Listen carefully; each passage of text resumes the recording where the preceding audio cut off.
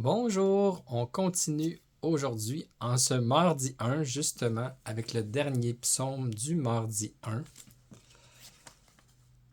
le psaume 32-33. Alors, je vous lis ça et ensuite je lis la méditation. Hymne à la puissance et à la providence de Dieu.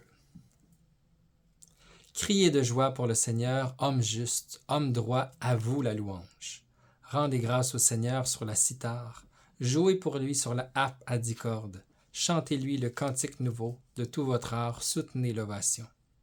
Oui, elle est droite la parole du Seigneur, il est fidèle en tout ce qu'il fait, il aime le bon droit et la justice, la terre est remplie de son amour. Le Seigneur a fait les cieux par sa parole, l'univers par le souffle de sa bouche. Il amasse et il retient l'eau des mers, les océans et les garde en réserve. Que la crainte du Seigneur saisisse la terre, que tremblent devant lui les habitants du monde. Il parla et ce qu'il dit exista, il commanda et ce qu'il dit survint. Le Seigneur a déjoué les plans des nations, anéanti les projets des peuples. Le plan du Seigneur demeure pour toujours, les projets de son cœur subsistent d'âge en âge. Heureux le peuple dont le Seigneur est le Dieu, heureuse la nation qu'il s'est choisie pour domaine. Du haut des cieux, le Seigneur regarde, il voit la race des hommes. Du lieu qu'il habite, il observe tous les habitants de la terre, lui qui forme le cœur de chacun, qui pénètre toutes leurs actions. Le salut d'un roi n'est pas dans son armée, ni la victoire d'un guerrier dans sa force. Illusion que des chevaux pour la victoire, une armée ne donne pas le salut. Dieu veille sur ceux qui le craignent, qui mettent leur espoir en son amour, pour les délivrer de la mort, les garder en vie au jour de famine. Nous attendons notre vie du Seigneur. Il est pour nous un appui, un bouclier. La joie de notre cœur vient de lui, notre confiance est dans son nom très saint. Que ton amour, Seigneur, soit sur nous, comme notre espoir est en toi. La méditation, célébration de la providence de Dieu. Distribué en 32 versets, autant que de lettres dans l'alphabet hébraïque, le psaume 32 est un chant de louange au Seigneur de l'univers et de l'histoire. Un frémissement de joie le parcourt dès les premiers accents. Criez de joie pour le Seigneur, homme juste, homme droit, à vous la louange. Rendez grâce au Seigneur sur la cithare, jouez pour lui sur la harpe à 10 cordes. Chantez-lui le cantique nouveau, de tout votre art soutenez l'ovation. Les versets 1 à 3. Cette acclamation, terna, c'est en hébreu, est donc accompagnée par la musique, et elle est l'expression d'une voix intérieure de foi et d'espérance, de bonheur et de confiance. Le cantique est nouveau, non seulement parce qu'il renouvelle la certitude de la présence divine à l'intérieur de la création et de l'histoire humaine, mais aussi parce qu'il anticipe la louange parfaite que l'on entonnera le jour du salut définitif, quand le règne de Dieu sera parvenu à sa glorieuse réalisation. C'est beau. C'est cet accomplissement dans le Christ que contemple saint Basile, qui explique ainsi ce passage. Habituellement, on appelle nouveau ou bien ce qui est inhabituel ou bien ce qui vient de naître. Si tu penses à la manière stupéfiante et qui dépasse toute imagination selon laquelle a eu lieu l'incarnation du Seigneur, tu chantes nécessairement un cantique nouveau et inhabituel.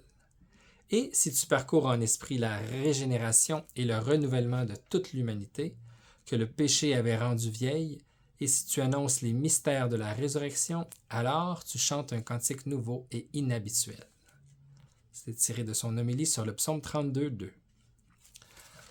En somme, selon saint Basile, l'invitation du psalmiste qui dit « Chantez au Seigneur un cantique nouveau » signifie pour ceux qui croient dans le Christ, honorer Dieu non pas selon la coutume antique de la lettre, mais dans la nouveauté de l'esprit. En effet, celui qui ne comprend pas la loi de manière extérieure, mais en reconnaît l'esprit, celui-là chante un cantique nouveau. C'était un autre extrait. C'est bien, hein? C'est beau. C'est magnifique, les pères de l'Église, là, tout ce qu'ils ont écrit, c'est formidable.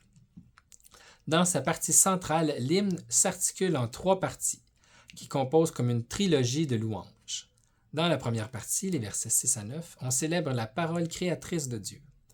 L'admirable architecture de l'univers, semblable à un temple cosmique, est née et a grandi non pas à la suite d'une lutte entre des dieux, comme le suggéraient certaines cosmogonies de l'ancien Proche-Orient, mais uniquement sur la base de la parole divine efficace.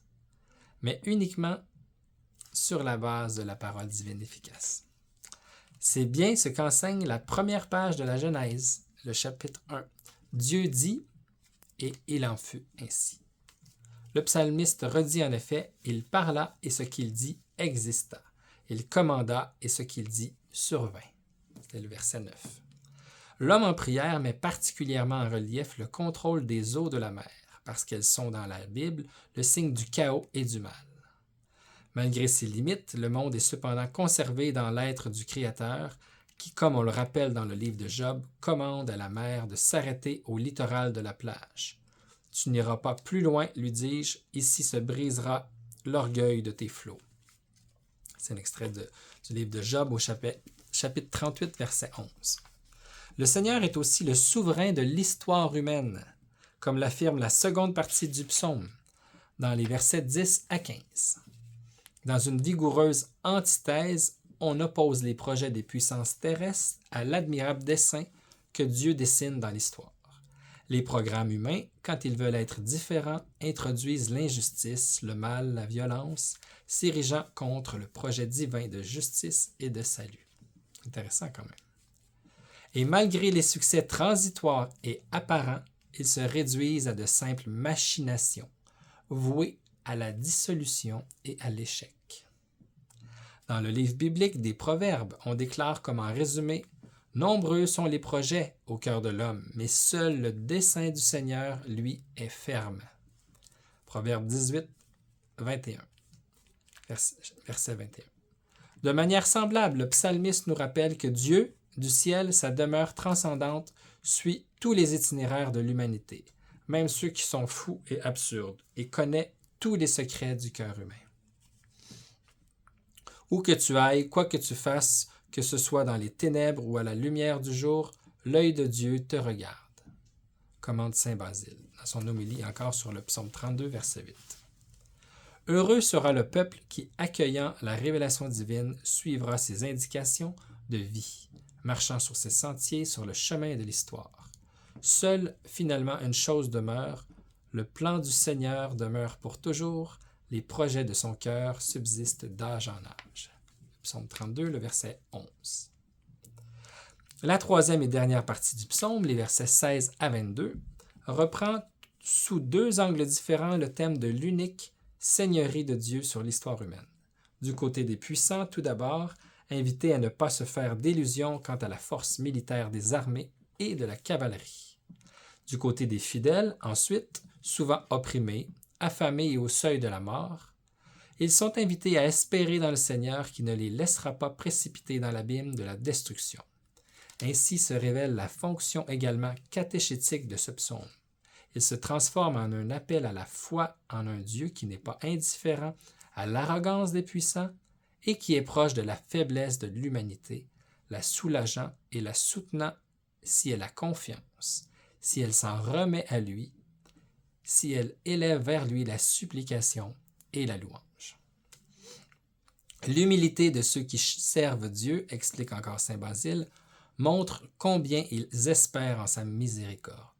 En effet, celui qui ne met pas sa confiance dans ses grandes entreprises propres, qui ne s'attend pas non plus à être justifié par ses œuvres, a pour unique espérance de salut la miséricorde de Dieu.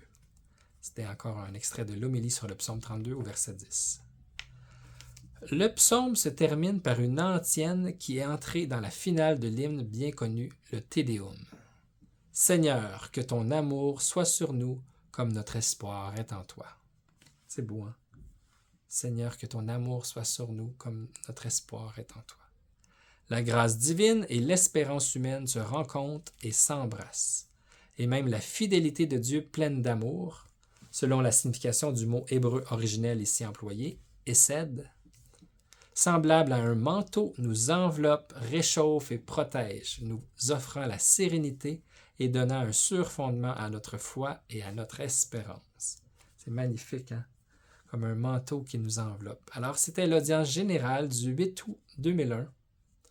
Alors, confions-nous à la miséricorde de Dieu, laissons-nous envelopper de son amour, de sa miséricorde, et on se revoit bientôt pour les psaumes du mercredi 1. À bientôt, bonne prière, bonne contemplation.